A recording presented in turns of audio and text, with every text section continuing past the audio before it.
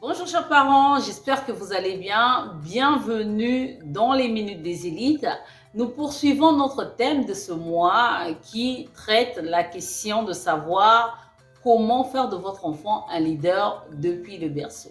Comme on le dit vulgairement, n'est pas leader qui veut, mais qui peut. Et pour être un bon leader, eh bien, on a plusieurs capacités à développer. Et parmi les capacités phares à développer, eh bien, il y a la créativité. Il est important en tant que parent d'aider votre enfant à être créatif. Et je vous assure que les nouvelles technologies n'aident pas nos enfants à être des gens créatifs. D'accord? Parce qu'ils sont tout le temps distraits, ils ne sont pas concentrés, ils n'ont plus le temps de faire travailler leur imaginaire. Or, ce sont des questions très importantes pour être un bon leader. Et pour favoriser véritablement la créativité dans la vie de vos enfants, eh bien, il faudrait que vous puissiez aider vos enfants à faire des activités ludiques. Et parmi les activités ludiques, eh bien, il y a la lecture qui est un code phare. Il est très important pour un leader d'aimer la lecture. Donc, dans votre éducation, eh bien, travaillez en tant que parent à installer la lecture comme une habitude.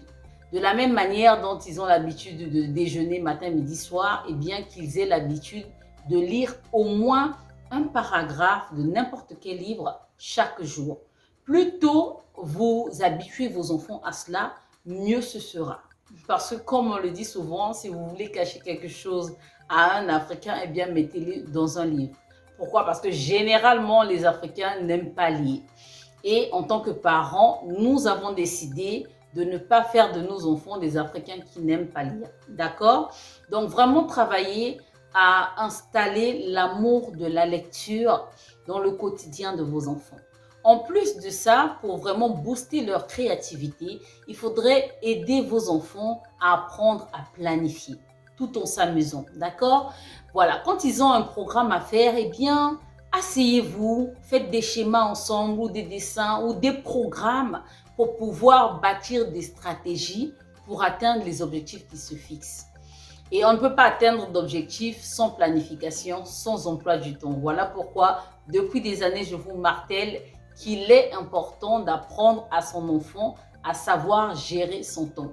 Et pour savoir gérer le temps, eh bien, il faudrait avoir un emploi du temps.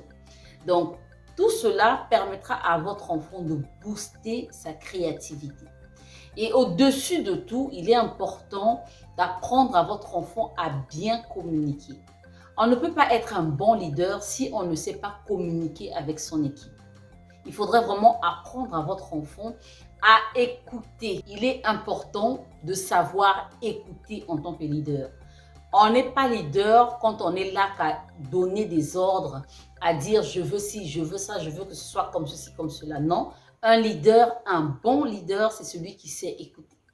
Donc, quand vous êtes en conversation avec vos enfants ou quand ils font la conversation entre eux, incitez à vos enfants de parler l'un après l'autre, d'apprendre à s'écouter. Plus tôt vous le faites, mieux ce sera. D'accord? Donc, favorisez vraiment le leadership dans la vie de vos enfants. Et ben, c'est un travail de tous les jours, dans l'éducation que vous donnez à vos enfants tous les jours.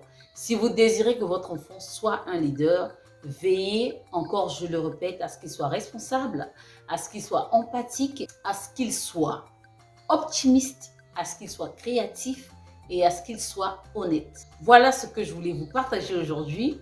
Je vous donne rendez-vous vendredi prochain pour clore notre sujet du mois. Portez-vous bien et à vendredi prochain.